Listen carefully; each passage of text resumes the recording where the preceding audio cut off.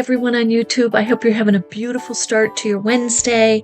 Thank you for being with me on this project. This is a really fun project, but there are a few things that I do want to share with you and tips as we go along. And I do have my coffee. If I start losing my voice, I will sip this awesome cup of coffee and then we'll be all set. Okay, so the very first thing is going through your denim scrap, right? There's all types of denim. There's all types. They have denim that they add spandex to, a lot of spandex, your stretchy denims, right? And then they have, which is like this one right here. And this is the denim I'm going to use for this project, and I'll tell you why in about 2 seconds. Then they have this denim that has some stretch. And then they have denim like this that has no stretch. And this for me is the denim that I keep to the side that I use for my Boro Sashiko free stitching projects. And the reason is I do a lot of stitching with those projects. And if I want the needle to go through smoothly, this is the type of denim I'm going to use.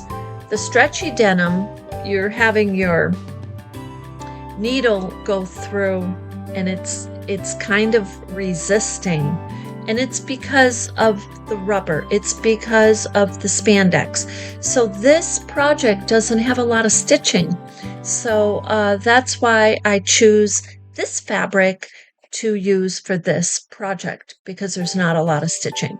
So what you'll need to choose your denim and batting. So for the batting, there's a couple of different fabrics that I use and I gravitate towards pretty regularly. Is the type of fabric that I wouldn't necessarily use for a Boro Sashiko stitching project out in the front, let's say. A design maybe I'm not crazy about, thinner fabric, so like a sheet fabric. This is a pillowcase fabric, and this is a design I'm not crazy about, but I'm actually thinking of this for the eyes. So this also though can be batting. So we'll play around with that. And the first thing we're going to do is turn the denim around so you can see when you trace your alien. And the alien simply is a teardrop. So think of it like that. It's just a large teardrop. Make it the size that you want, and then cut it out. Now, if you fold it in two, because you'll need two sides, in my opinion, that's totally fine. It won't skew the cutting too much. But when you fold it in 3s and 4s, then it kind of gets off track. So you fold it, fold whatever you're using for your project, and for this you can pin your alien right onto the denim, or you can just hold it and cut, and that's what I'm going to. I'm going to hold it and cut.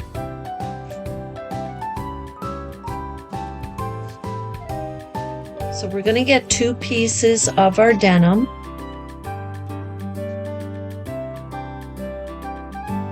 Now the eyes can be glued on, which in this case they were.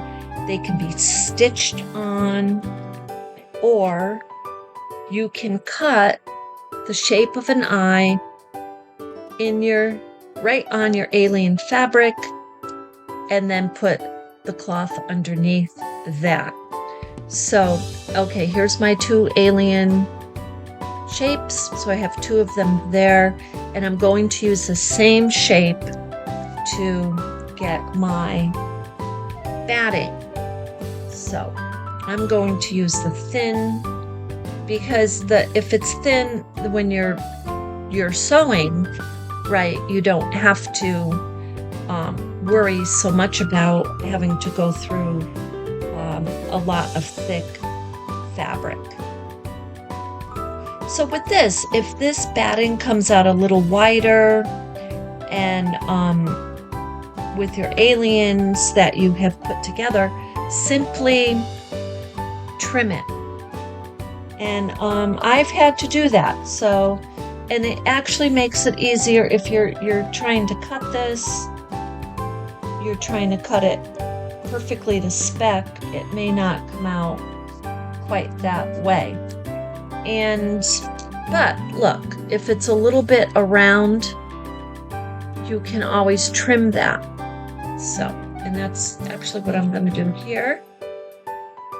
You can do it before, you can do it after, but it just gives the coaster a little bit of a cushion that you definitely, if you're going to sell these, you definitely want a cushion. If you're using it for your own use and you don't care, you just kind of want that design of an alien face, you know, you want that, you can skip putting the batting in. You don't have to do that. So this is how simple it is. Here it is. This is layer 1, layer 2, layer 3, right there. Now, I am going to, you can pin these, and actually this is such a small project, I probably don't even need to pin. Now, when you start sewing though, I'm going to start up in the middle here. You want to start, when you start sewing, you want to first make your knot, right? But you want to start inside. You don't want to start outside. You want to come up in. Not from the outside bottom layer, not from the top layer, but right in the middle, underneath the top layer, right? You want to come through. So, and that's so you can hide your knot, and then you can start sewing your sashiko stitching actually straight around.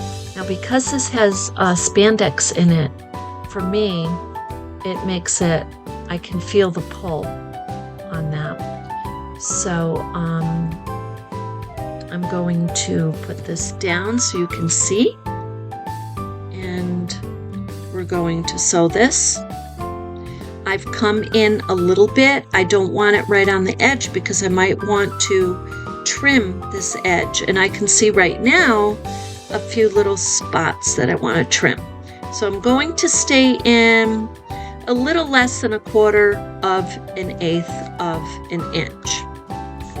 So that's how far I am coming in.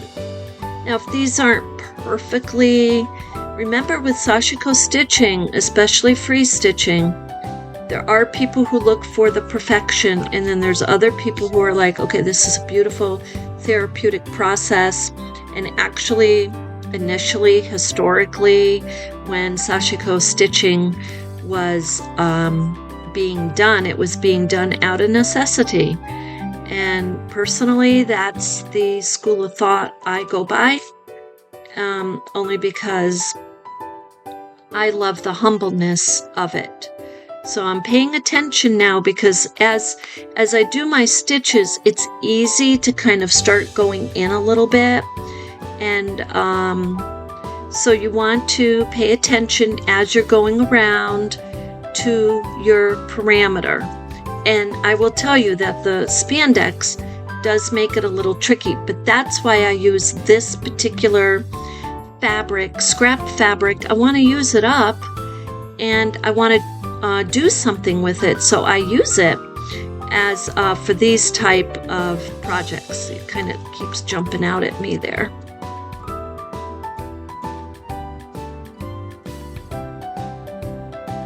Sashiko stitching, I should be able to do a number of stitches, but this is a little difficult to do that. So it's a small project, and we are almost done already with our alien.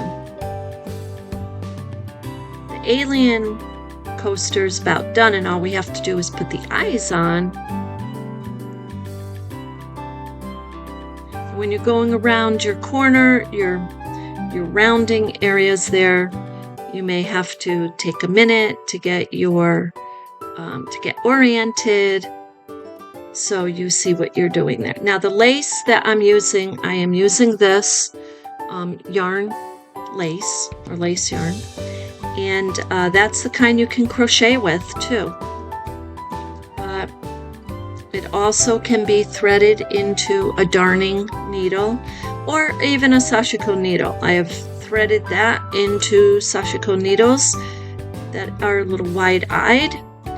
Now I'm coming down to the corner here. Okay, so I just turn this around and I start going up.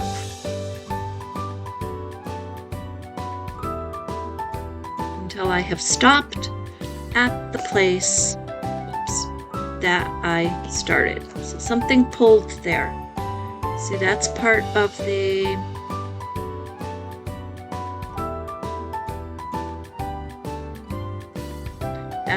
spandex issue. This is why you don't want to use it for a large project. So we're at the end here. I'm going to simply cut that so I can safely get out of this. There. You never want to pull too much on your fabrics.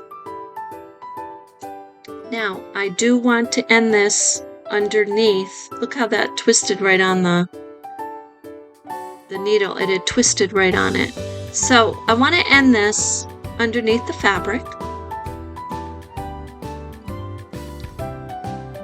And you can see right there,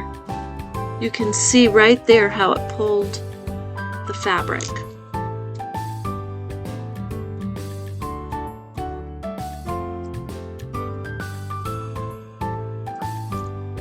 Okay. So I want to end it underneath. That's how I'm going to do that.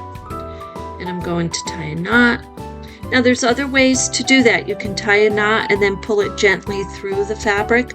However, because this fabric has that spandex in it, that's not how I'm going to do it. Put it underneath, and then I don't have a crochet needle with me. With my crochet needle, I would pull it through and tuck it in under the hem. Okay, so now we have the shape of our alien, and now all we need are the eyes. So now if you don't have, last year I had completely orange, solid orange fabrics. I also had access to a lot of fabrics, and a few of those stores are gone. So we don't have them anymore, and we have limited resources. So this fabric, this is actually a pillowcase. It's a, as you can see, Scooby-Doo. So this has some orange in it, and it has black in it, and then there's this. So, and then I even have this type of orange with the polka dots. So any of these are great for eyes. So if you're going to make the eyes, make your model, if it's on a piece of paper or cardboard, or you go right to the fabric, fold your fabric in half and make like a teardrop, because that's essentially what the eyes are too. So the head is a teardrop upside, right side up, and the eyes are teardrops upside down. So we're going to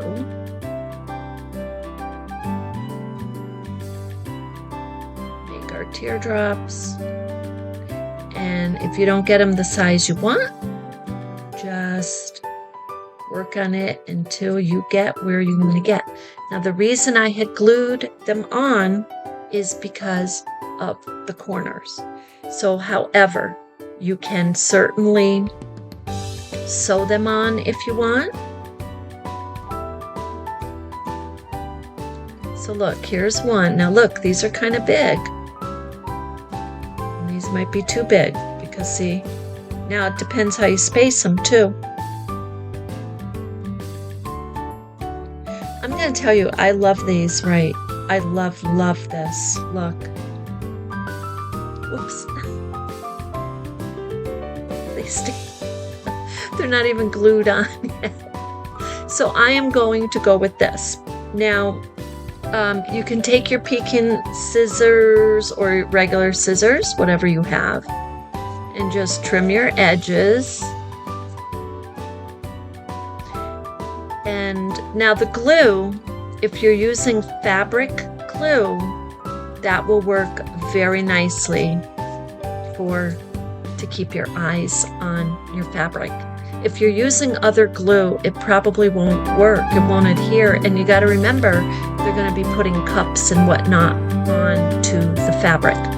So there you go. And if you have any ideas, anything you want to share, let me know.